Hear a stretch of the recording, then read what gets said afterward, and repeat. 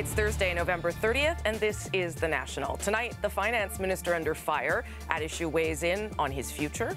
Allegations of inappropriate behavior at a Canadian network cost a sportscaster his job. But we begin with vindication for 600 airline passengers and questions about who's protecting your rights when you fly. Those passengers spent up to 6 hours trapped in hot, stuffy Air Transat planes last summer with no food and little water after their flights were diverted to Ottawa during bad weather. Today, in a rare move, a government agency fined the airline for breaking its agreement with passengers. Air Transat is being forced to take some responsibility for what went on. They did everything they could after our delay to not take any responsibility, to deflect responsibility to every other party involved. Today, the Canadian Transportation Agency concluded Air Transat failed, that there was no reason to justify the lack of snacks and drinks. As for letting the passengers off the plane, the CTA says there's no evidence either pilot actively considered it another failure. It ordered Air Transat to train employees better, especially those who handle onboard delays. The airline must compensate all the passengers for out-of-pocket expenses, and the CTA fined Air Transat nearly $300,000, which it said it will waive if the airline divides that sum between the passengers instead. That's $500 each. It was the ordeal and outrage of the passengers that put this story in the headlines, and our Catherine Collins spoke with some of them today about their reaction to this decision. We're people. We need to be treated like people. We're not baggage. Years as a mechanic have left Alan Abraham with serious back problems. So when a 9-hour flight from Rome stretched into a 14-hour ordeal, he was suffering. The pain in my back was something else. Like, it was getting really bad and there was no relief. 2 planes were stuck on the tarmac. Inside both, it was growing increasingly hot. No water.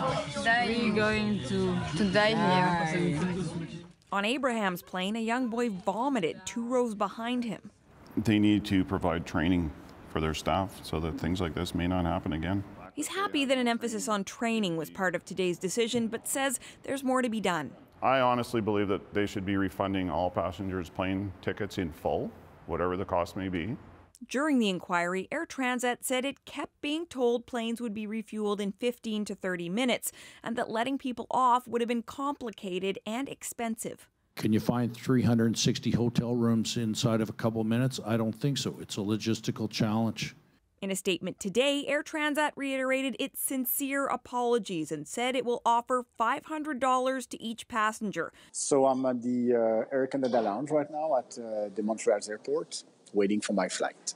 Pascal Dedecker was on the flight from Brussels with his daughter, who was 10 at the time. He says she fainted when she finally got off the plane and into the Montreal airport. He says today's decision doesn't go far enough. I would say that I'm not satisfied. And I think 4 hours in the plane is still a lot of time before you can get out of the plane. Abraham says some passengers are still exploring their legal options. Have you gotten on a plane since? No. Any plans? Yes, but not Air Transat. Catherine Cullen, CBC News, Ottawa.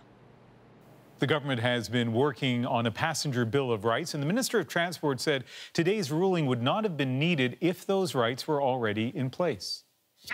So that the tarmac delay after 3 hours, all the passengers have the right to be deplaned, and that every 30 minutes they have to get an information update, that they're provided with climate control, that they're provided with water and things like that.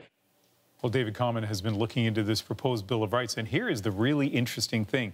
The current rules that exist now under something called the tariff actually lead to better rights than this new passenger Bill of Rights. Yeah, absolutely. So take Air Transat or Air Canada or WestJet. Right now, their tariff, their own rules say after 90 minutes, they'll give passengers stuck on the tarmac the opportunity to get off if it's safe and practical to do so. But the new rules coming in take that 90 minutes, double it up to 3 hours that you have to be stuck on the plane before they'll give you the option to get off. And Ian, for many advocates looking at this, they think it is another example of where the new passenger Bill of Rights gives more rights to airlines than passengers. What's your biggest beef when flying? Delays. Been delayed a lot. Check out any airport. Lost luggage. Lost luggage. Lost luggage. And you'll hear about it. You ever get flight delays? Yes, about 40% of the time. 40% of the time. Chris Conrad faced a big delay. We sat there for a while, and then they taxied out a bit, and then they taxied back again. Her vacation to Europe was delayed by 22 hours. It all started, she says, when the Air Canada plane had a mechanical problem. And even the replacement didn't work. They robbed me of an entire day of my vacation. I didn't sleep for 48 hours. I think they owe me at least half of my airfare back. She asked, but the airline said no, instead offering her a small discount off a future flight. It's like a slap in the face, really. You know, it's like they don't care. Under the current rules, Chris is not entitled to compensation. New rules, though, are coming, but they still would not see any money being given back to her. Under new bill, she would not get compensation either. The bill exonerates airlines from the obligation to compensate passengers when the delay is caused by mechanical issues. At issue is the cause. While airlines are responsible for maintaining their planes, if they break, they are not responsible for compensating delayed passengers. Indeed, had Chris been flying the other way from Europe to Canada, European rules would have required compensation, often hundreds of dollars. It has been the rule in Europe, and I don't see why it should be any different in Canada. The new rules may require airlines to provide hotel rooms, taxis, and meals, but not money. Well, we've decided that we don't want to put that kind of imposition on the airline. We certainly don't want them to sort of, in a marginal situation where something isn't working perfectly, and decide to fly anyway. In Europe, they don't have to choose between safety and compensation. They get both. We're putting together our own Bill of Rights. I think you're going to see that we have a world-leading class or category of compensations. The bill may be better in many areas, but for Chris Conrad, even under the new rules, she'd get no money back. If her flight, though, had been leaving from Europe, it would have been $900. David Coleman, CBC News, Toronto. And you can see the full marketplace investigation tomorrow at 8 on CBC Television, 8:30 in Newfoundland. And Rosemary, it'll be interesting to see how airlines handle those long delays on the tarmac now that this decision has been handed down. Yeah, and it's sure a story everyone can relate to, Ian.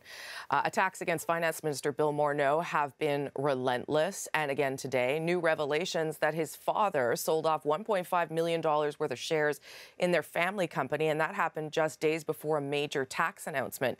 As David Cochrane tells us, that led to tempers flaring up on the House of Commons floor. Member, order. The opposition used question period to pin the sales of the father upon the son. Is it just a coincidence that both he and his father sold millions of dollars worth of shares a week before he introduced tax increases that helped drop the value of those shares? Yes or no? I want to say that I have a level of disgust for what's going on the other side of the house. I actually did not know. I did not know, Mr. Speaker, that the member from Carleton could sink any lower. The Morneau family under the microscope, their integrity under attack. Why doesn't he just do the right thing and resign? Things got so bad, the Speaker repeatedly asked for quiet. I know that there are a lot of... He finally evicted Conservative MP Blake Richards from the House for being disruptive. Or he can go outside or be helped outside. Which would he prefer? Which would he prefer? I asked the Sergeant-at-Arms to remove Mr. Richards. But then it started again. Members of the market did not know exactly the timing of this measure until that member introduced it on the floor of this House of Commons. Right. Some people apparently did. Who were they? The Conservatives insist the timing of the tax changes was a tightly held secret that let the Morneaus profit. If so, it was a bad secret. The Liberals campaigned on it. On the day they moved into office, they told everyone when it was coming.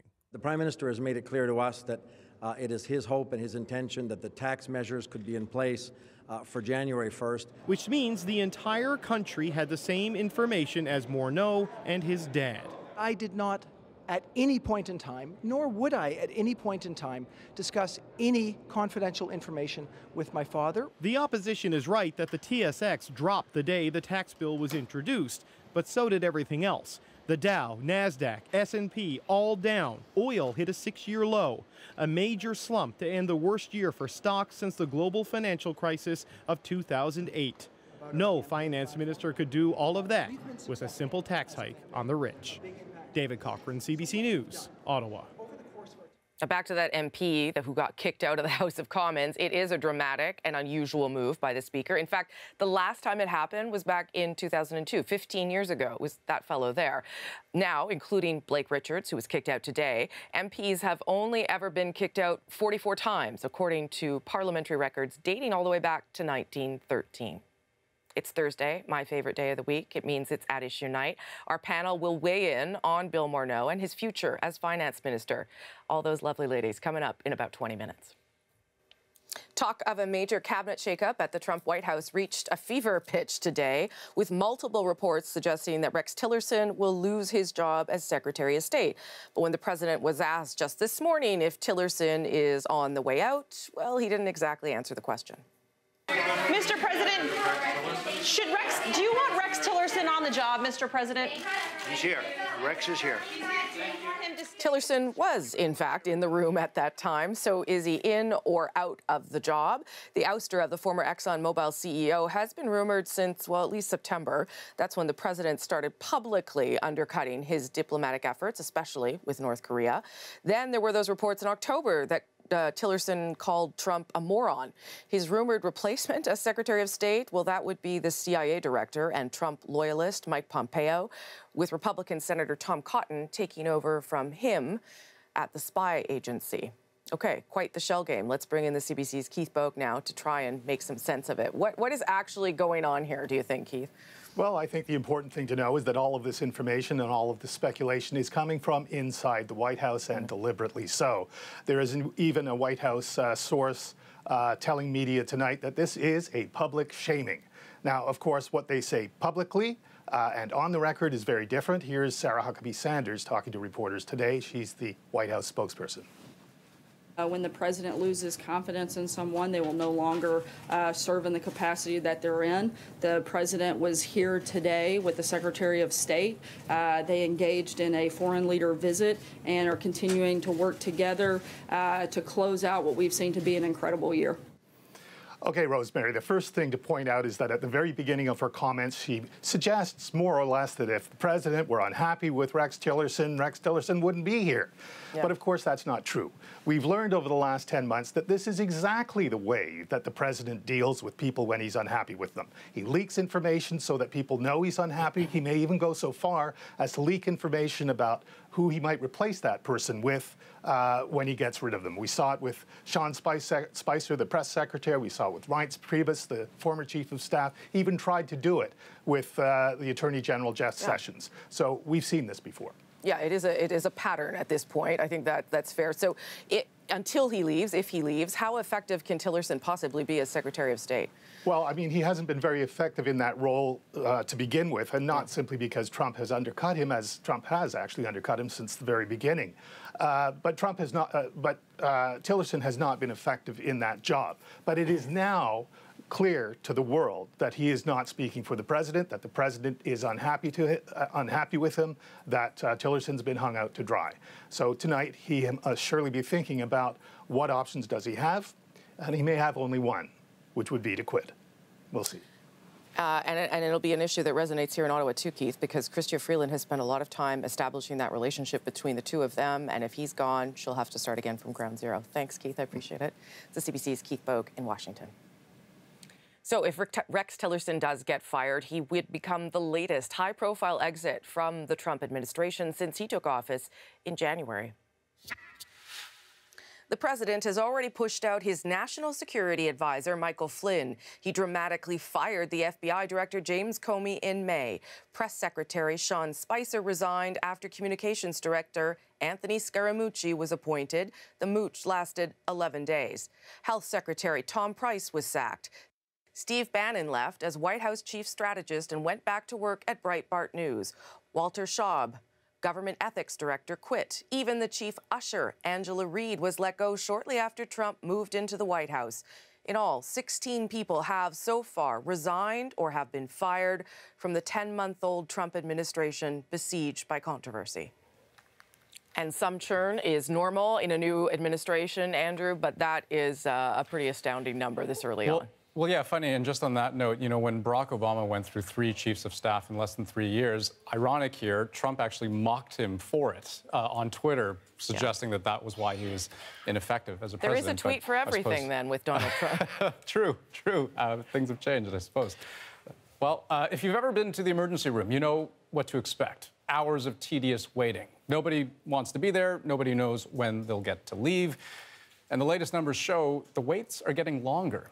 The average for the vast majority of patients in and out is just under 8 hours. That's up slightly from last year. But for more complex cases, the wait is even longer, more than 32.5 hours for patients who need to be admitted. That's an increase of more than 3 hours. But what happens when the hospital bed you're waiting for never opens up? As Christine Birak explains, hours on a stretcher can easily turn to days. Yeah, we're right by the doors. Here, inside one of the busiest emergency rooms in the country at Brampton Civic Hospital, Jamie Lee Ball arrived and collapsed on the floor. She had had abdominal surgery 8 weeks before. When we walked into the emergency room, I was in excruciating pain, the worst pain I've ever been in my life. At first, she lay on a stretcher near a nurse's station, a noisy, well-lit area with no privacy. Then, behind this. These really small, thin curtains, you can't even stretch your arm out from side to side. And I was in that room with probably about 20 different people. 5 days later, she'd had enough. I never ended up in the proper section for my abdominal issues, and I never ended up with a room. Her experience, an example of what's happening on a larger scale at hospitals across the country. So hospitals right now are bursting at the seams. While they're called emergency room wait times, doctors say the real problem is moving patients out of beds in other parts of the hospital and into long-term care so others can claim their space. They're stuck in a hospital. That means that patients in the emergency department who are sick enough to be admitted can't work their way into the hospital for treatment. They stay in the emerge. And patients over 65 wait the longest to be admitted. This latest report shows 90% of emergency department visits by seniors last year were completed within 36 hours.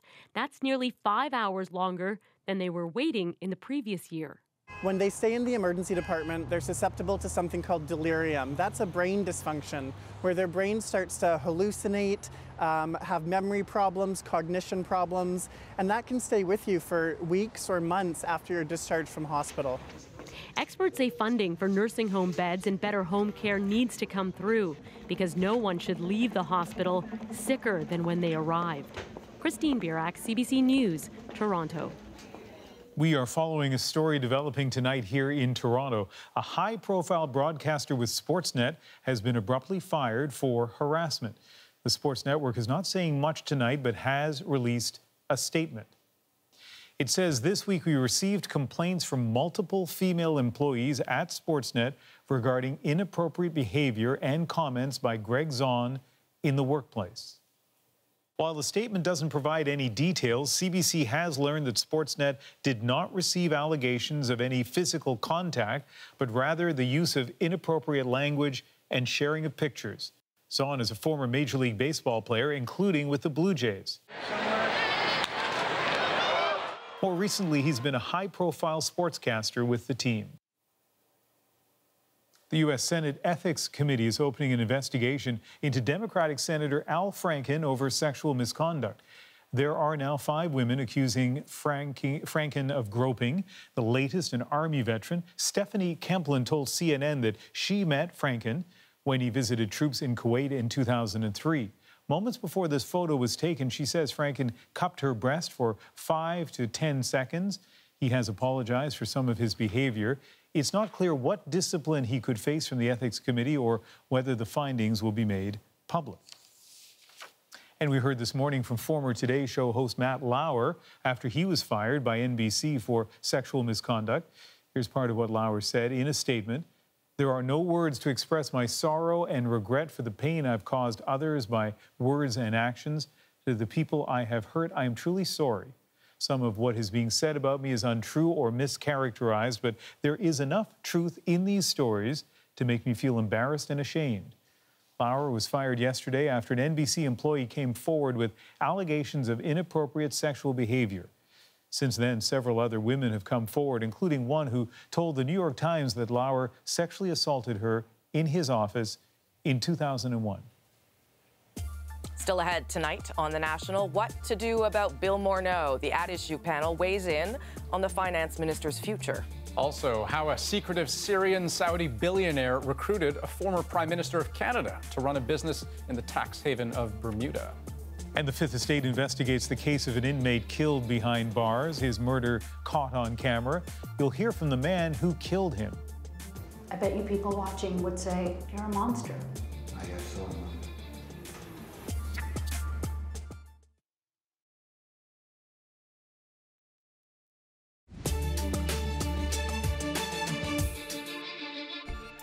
Declaró finalizado el caso SAR del submarino San Juan. On The National tonight, Argentina is giving up hope of finding a missing submarine crew alive. The Navy says they'll still search for the sub itself, but it's now a recovery mission. That sub disappeared just over 2 weeks ago with 44 people on board.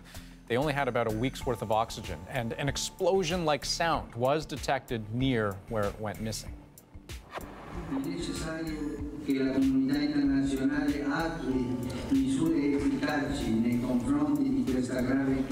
Also tonight, the Pope speaking more directly than he has been about the ongoing Rohingya humanitarian crisis. He did it from Bangladesh, where he's also planning to meet a small group of refugees. Now, he's still avoiding calling them Rohingya at the risk of offending Myanmar's leadership and making the situation worse. A BC woman handed a life sentence for brutally beating and killing a teenager is getting out of prison. Kelly Ellard has been granted day parole after finally admitting greater responsibility and saying she's sorry for the death of Rena Verk in 1997. Both girls were just teenagers when Ellard and others swarmed Verk, beat her, and drowned her. Until now, Ellard has downplayed her own role. She'll now live at a 24-hour residential substance abuse facility before moving on to a halfway house if she successfully completes the program. An investigation by CBC's The Fifth Estate reveals more than 300 inmates have died behind bars from non-natural causes over the last decade. Habiba Noshin brings us inside one jail plagued with alarming numbers of inmate deaths. And a warning, some of the video in this story is graphic. It is a murder caught on camera. Halloween 2013. Inmate Adam Cargis, a 29-year-old doing time for petty theft, is beaten to death by his cellmate. Surveillance footage that the Fifth Estate obtained sheds light on that harrowing night. While Adam is screaming for his life, no guards come to save him. This has been going on almost. Deb Abrams is Adam's mother. Inmate on the level below said to the guard, somebody's getting beat, somebody's getting murdered up there. And they ignored him. A startling fact, even though the murder is caught on camera, no one was actually watching the surveillance tape inside the jail at the time. What's more, for an hour and a half, while Adam is beaten to death, no guards do the rounds, something that they're supposed to do every 30 minutes. A guard who worked at the jail for 2 decades agrees to talk to us, but asks for anonymity. It's not somebody sitting glued in front of a monitor all the time. So there's a lot of things that are in theory, should occur, but it's pretty tough to do. We tracked down a former inmate, Kyle Deschamps, who was there that night. We have no supervision. They're not even doing rounds, so they're not doing searches, they're not doing anything. Next morning, the inmate drags Adam's dead body in full view of the cameras and dumps it in the shower area. Still, no guards notice. Adam's killer, inmate Anthony George, agrees to meet with us. So I wanted to talk to you about Adam's death and what happened that day. I don't really recall the incident that much. I drank a lot of alcohol and there was other substances involved. Why did you kill Adam? There's no reason behind it. Like I said, I was intoxicated. I don't understand why it happened myself. I bet you people watching would say, you're a monster. I guess so. Adam Kargas isn't the only inmate who has died at this jail. Since 2009, there have been 10 deaths under questionable circumstances. The jail is regulated by Ontario's Ministry of Corrections, so we meet up with Minister Marie-France Lalonde, who runs it. Since 2009, there have been at least 10 suspicious deaths inside EMDC. Why hasn't the ministry been able to prevent these deaths from happening? Well, as you know, these are matters before the court, and I cannot comment on any specific. I'm not asking for anything specific. But what I can tell you is my goal is to ensure that Ontario's correction system is the very best in Canada and in the world. Lalonde says the ministry has already hired 1,600 new guards, and she says she plans on introducing new legislation to overhaul corrections in Ontario. Meanwhile, at EMDC, there's still no one regularly monitoring those cameras. Habiba Noshin, CBC News, London, Ontario. You can catch the full Fifth Estate investigation tomorrow night at 9 on CBC Television, 9:30 in Newfoundland. When we come back, he's been under fire in the House for weeks. The opposition is now demanding his resignation. Can Bill Morneau weather the political storm? The At Issue panel has a few thoughts. And we'll take you to Boston, where they're celebrating a century-long bond with Nova Scotia. That's later on The National.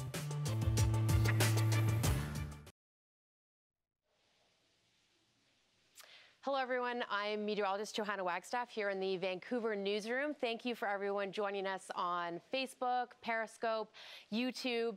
I am here to talk about both LED lights at nighttime and possibly your winter forecast. I don't know if you managed to catch my Science Smart in the previous commercial break about a new study that talks about our night lights getting brighter around the world because we're switching to LED lights that are cheaper and more efficient, and that means we are using more of them. So if you have any questions about that, please send me a comment. I already have a question coming from Victor Romero Jr. Are LED lights good for the environment? They are, because they're more efficient. We get the same brightness with less energy, so they are beneficial, and we are going through a lighting revolution around the world, which is why scientists were surprised when they checked the satellite data of Earth and found that we're actually getting brighter, about 2% per year. So they are good, but we need to curb our spending of them just because they're cheaper. Dave Dowling asks, are LED lights better for our eyes than fluorescent lights? I'm not sure about the vision, but I do know that they give off a lot of heat, the fluorescent lighting. So generally, they are better for people closer up. And again, the fact that they are more efficient is also generally better for our health. I wanted to sort of transition. Please keep asking your questions if you're watching from Facebook Live, YouTube, or Periscope, if you have any LED questions. But I thought since things are getting darker, I would transition to sort of our winter forecast. So if you have any questions across the country, I am getting some clues about what kind of winter we're heading into with a La Nina in the forecast. And that does generally mean cooler for much of the country. A couple more great questions back into the LED realm. Victoria asks, do these LED lights at night affect nocturnal animal behavior? Yeah, great question. Lots of studies connecting the impacts of brighter lights at night to nocturnal animal behavior. So not necessarily the kind of light, but just that we are lighting up our night skies more and more around the world. And yeah, it is affecting not only animals at nighttime, but we're even seeing some studies indicating that it's shifting our seasons around the world. And of course, more and more studies connecting bright lights at night to our health and sleep patterns. Great questions about LED lights. And again, this is a study led by a Canadian author that looked at satellite images of Earth at night. Back to the winter forecast, getting some great questions about what the season ahead might hold as the nights are getting longer and the days are getting shorter. I know most of the country actually started off November on a cold note, but the last week of November has actually been mild, so melting a lot of that snow that we've got across the country. But I was just looking at some pattern changes, and things are going to be getting cooler from basically coast to coast to kick off the first week of December. Arctic air is on the move, so get ready for that wintry forecast that some of the long-range models were predicting. So if you're just joining us now, I'm Johanna Wagstaff here in the newsroom talking LED lights at night and your winter forecast. If you've got any more questions, I'll follow along on Twitter coming up. The clues that I'm seeing about our winter forecast is that we're really going to get into that cold and classic winter setup starting late winter that will last right through to February. But again, I'm starting to see the first clues of Arctic air dropping down across the country starting next week. So get ready to bundle up and consider the LED light. I'll send you back to the National. Thanks for joining.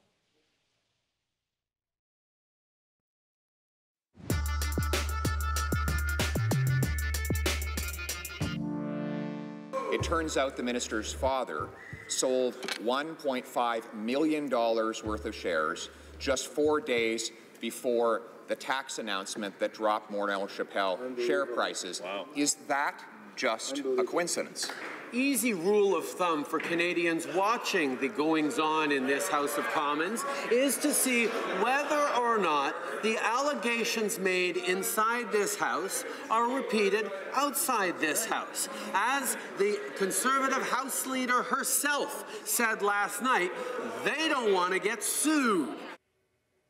So let's take this outside. Isn't that what people say before a bar brawl or something? But this was actually inside the House of Commons today, where question period was testy today, but all week, all over more accusations and allegations against Finance Minister Bill Morneau. This time, allegations of, the opposition says, insider trading. And this time, critics are calling for his resignation. Good thing the women of that issue are here to talk about it. Morneau and other things. Tonight, Marie Vestel, parliamentary correspondent for Le Devoir here in Ottawa. Jennifer Ditchburn of Policy Options, also in Ottawa, and Shachi Curl, Executive Director of the Angus Reid Institute. She's in Toronto tonight. Good to see everybody. Shachi, let me start with you. Do you think we are at any sort of critical mass here in terms of how much damage the opposition is doing to Bill Morneau or damage he may be doing to himself? Well, that's the issue, Rosie. He's already the most recognized member of cabinet. Canadians have the most awareness of him over and above every other minister. And it's not because they perceive him to be doing a great job. You combine that with the fact that he's had not the best week. He managed to knock this government off its message, off its agenda around the apology to LGBTQ2 Canadians. And there is this cloud that just continues to follow him everywhere he goes. You have to wonder now if Justin Trudeau isn't having his sort of moment a la King Henry II, where he's thinking about his Archbishop of Canterbury going, well, who will rid me of this troublesome minister? I think at this stage, the only thing that the Liberals really have a lot of control over is not if Bill Morneau ultimately goes, but when. Really? I feel like they need to order some posters for every politician on the Hill, and one of them will say, perception of wrongdoing can be as bad, and the other one would say, full transparency and disclosure is always the best bet. There's some rudimentary mistakes, I think, that they made along the way. One is underestimating how public opinion can form about things, even if you really didn't do what people said that you did. I mean, we've seen so many examples of this, right? Perception is really important. But the second part is just put it all out there. I mean, don't talk to a couple of columnists. Get all the files, do all the research, put all the data out there and say, look, here's all the stuff. Take a look at it. You'll see we didn't do anything wrong. Where's the story after that? But instead, you've got this like drip, drip, drip, drip, drip. I mean, I guess because this is what we do for a living, but really transparency is usually the best way to kill the story. Well, and that's a really good point, Marie, because I don't think the opposition has actually proven anything at all. They're just insinuating things. But as Jen points out, maybe that's enough. Yeah, and I agree with Jen, not only in this file, but for 2 years with this government, often when they're in trouble, they just don't say what's going on, and they kind of just let the story percolate for weeks and weeks. In this case, it is odd that some information is out, other information is not.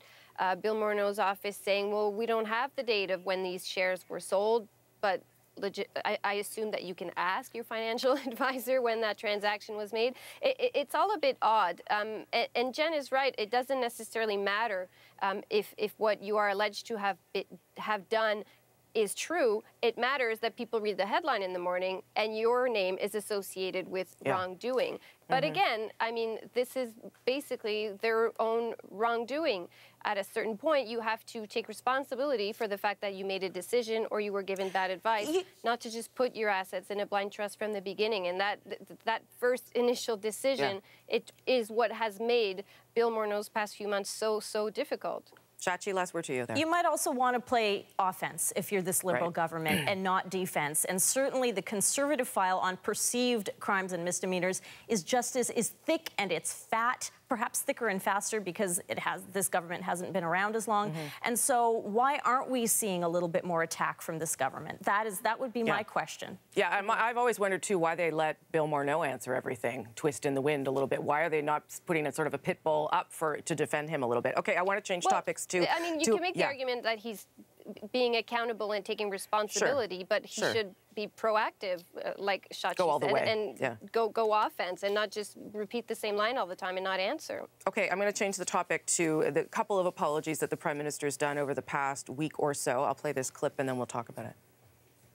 We are sorry for the misguided belief that Indigenous children could only be properly provided for, cared for, or educated if they were separated from the influence of their families, traditions, and cultures. We have failed LGBTQ2 communities and individuals time and time again. Jen, I'll start with you. I don't think anyone would argue with the apologies, but I wonder about the impact of the apologies, and then the question about what comes next. You've made the symbolic gesture, but what are you actually trying to repair? So there's a lot of context is important, right? Well, first of all, when you make an apology, you have to acknowledge the facts and you have to take full responsibility. And actually, the UN talks about this when it talks about making reparations for war crimes. It has a description of a real apology looks like. So I think you could argue in both the cases that you showed that there was an acknowledgement of the facts and a full taking of responsibility. What's trickier, though, is whether you go beyond just the symbolism of the apology and you actually take real change to change the system. I think in this case, it's probably a little bit more straightforward with the LGBTQ2 issue. But I mean, look, with the apology to Indigenous people for the residential school system, there we're talking about a whole-scale change in how our system and our government approaches Indigenous peoples. And I think of Taiage Alfred from the University of Victoria, who talks about how we need to change, fundamentally change our colonial mentality, how we view Indigenous people as a problem to be solved. And so an apology only goes so far in terms of changing the outlook and the outcomes for Indigenous people in Canada. It's a whole Shachi, paradigm that has to change. For sure. And Shachi, are these kinds of apologies targeting just those slices of people that have been wronged, or is there a broader appeal to Canadians to see their government recognize and take responsibility for something?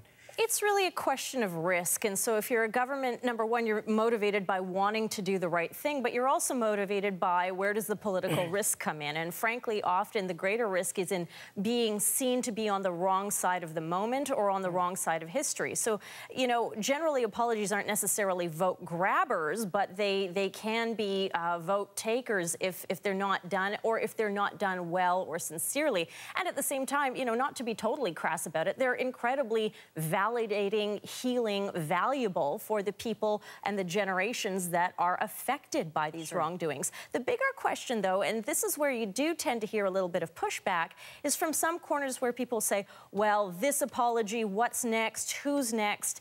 And of course, the caveat or the other side to this coin is there really isn't necessarily an end. You can't draw a line past a certain point and say, well, we're not going to apologize anymore, because guess what?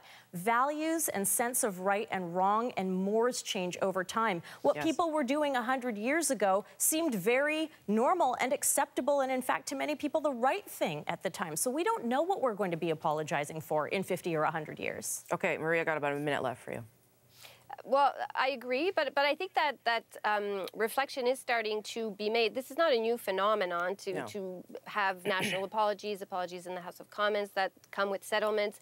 It all started under Brian Mulroney, and then every prime minister after that has done so. I think, though, for certain circumstances, perhaps Justin Trudeau has just made a few apologies in a row, and you do already see that in some media or in some chatter of people who are starting to wonder, is it too much? Is it enough? And the line could be drawn as at if these people are still affected today by the wrongs that were done to them. But I think you need to also be careful about the people who are not concerned by the apology, people who might start wondering, when is it going to end? People who might think you don't necessarily need to rewrite your entire history because, as Shachi said, some things were done 100 years ago because that's the way things were at that time. And some historians argue that maybe you can't erase your entire history. It's part of your history. Well, I mean, we should say we're not talking about 100 years ago here. We're talking about things that happened in our own history, and in some cases since we've been alive. Yes. But some of these things were a long time ago. Right, but the LGBT stuff, I mean, the military didn't allow openly gay people until 1992. Okay, and the apologies are possible today because time and opinion has changed and shifted. Sorry, Rosie. Okay, that's all right, ladies. I got to leave it there. Thank you, Jen, Shachi, and Marie. Thanks, everybody. Okay, great discussion. Coming up, new revelations from the Paradise Papers.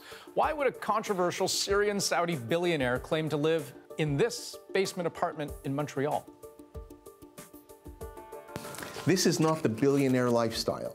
Unit 1 in a building like this in Montreal. That's a little unusual.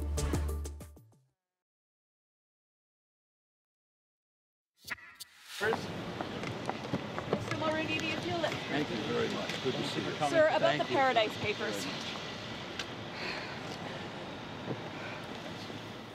Well, that, of course, is former Prime Minister Brian Mulroney. He has refused to talk in detail about a friend of his whose name turned up in the leak of offshore tax haven documents known as the Paradise Papers.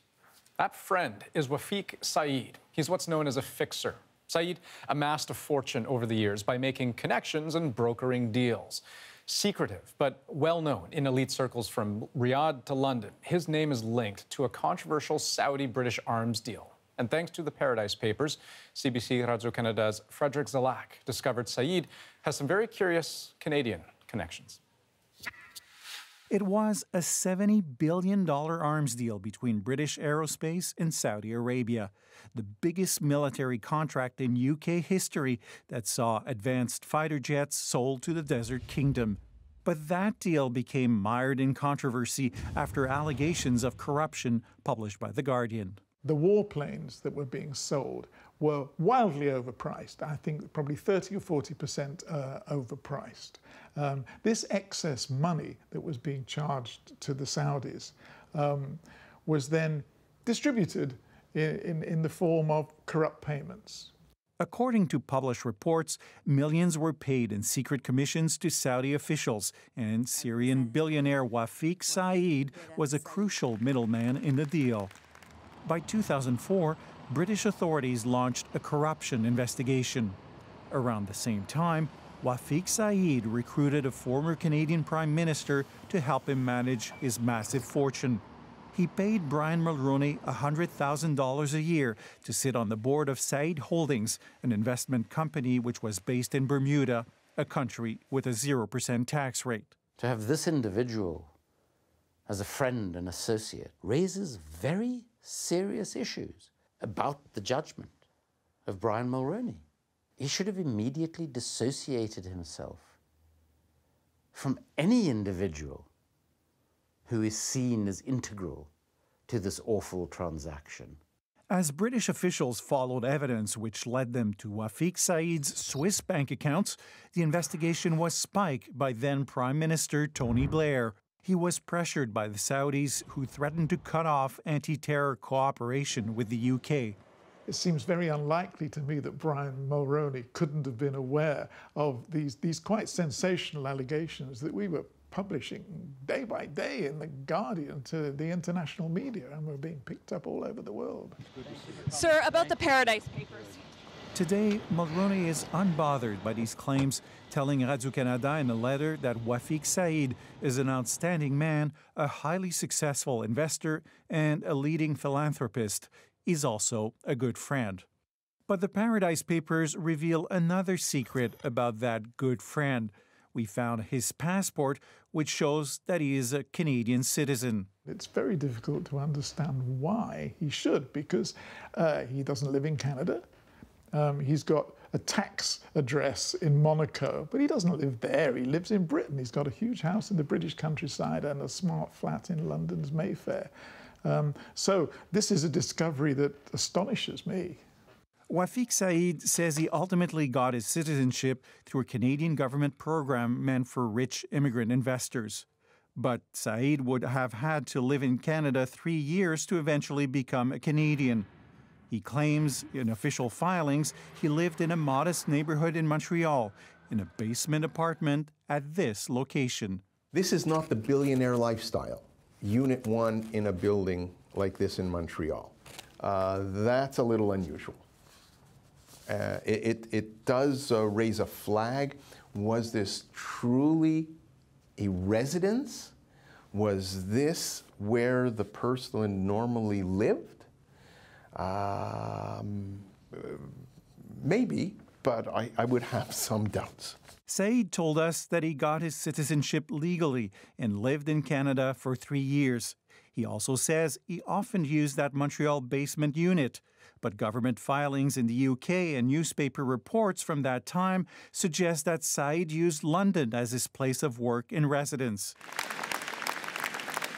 Mr. Wafiq Saeed is a Canadian citizen. In 2015, Wafiq Saeed was granted an honorary degree from St. Francis Xavier University. Around the same time, he donated $4 million to the university's new Brian Mulroney Institute of Government. So Brian Mulroney is knowingly participating in the process of rehabilitating the arms dealer who facilitated the largest, most corrupt arms transaction in history. Frédéric Zalac, CBC News, Montreal. Well, when we come back, Paul Hunter is in Boston with a tradition 100 years in the making. And you can always go deeper on the stories of the day earlier in the day. Subscribe to our newsletter at cbcnews.ca/thenational.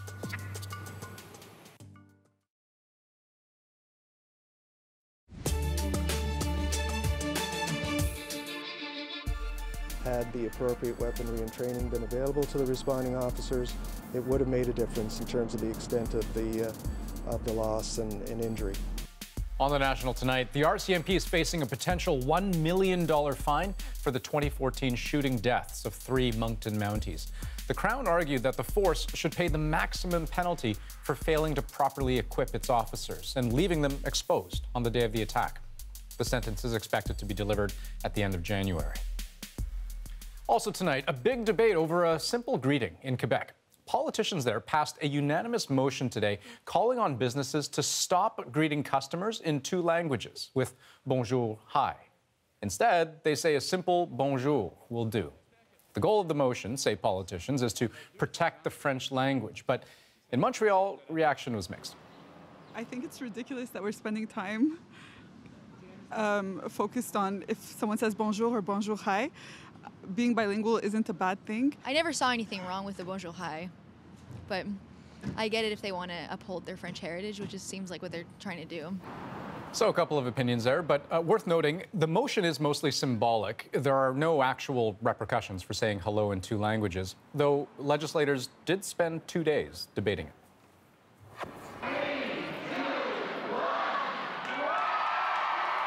This is earlier tonight in Boston as the city marks the start of the Christmas season. And this year, like every year, that tree is a gift from Nova Scotia. Halifax and Boston share a bond that next week marks its 100th anniversary. It was a bond born in the tragedy of the Halifax explosion. After that maritime disaster left thousands of Haligonians injured, Boston helped. It's the subject of a story Paul Hunter is working on, which brought him to Boston Common tonight. And what a night it is here in Boston. There it is. That's the tree. That's Nova Scotia's gift to Boston, the one that comes every year at this time. Tonight, all lit up in Christmas lights, you know, signifying, you know, the start of the Christmas season. So it's a very festive night here in Boston. But, you know, also indeed, that is symbolic of Nova Scotia's continuing gratitude to the city of Boston and the people of Boston for the aid that Boston sent to Nova Scotia 100 years ago this year after that terrible explosion in Halifax. Aid, not only medical supplies, but doctors and nurses that went up to help those in that dire circumstance. So it symbolizes that, but it also symbolizes something that a lot of people don't know so much about, which is the incredible number of medical advancements that came out of that time. All those doctors and nurses from Boston, they learned a lot in that terrible experience, lessons that were applied not only at the time to help people in Nova Scotia then, but also in the months and years and decades afterward. In fact, those lessons are still taught in medical schools in Boston to this day. So this symbolizes that, but truly it's about gratitude and the continuing thanks for the help that Boston gave to Nova Scotia 100 years ago. It's evidence that goodwill matters, and as well that Nova Scotia never forgets. Paul Hunter, CBC News, Boston. And Paul will have more on Halifax and Boston's bond, and the National will have special coverage of the 100th anniversary of the Halifax explosion next Wednesday. And that is it for the National for November 30th. Thanks for watching. Good night. Good night. Good night.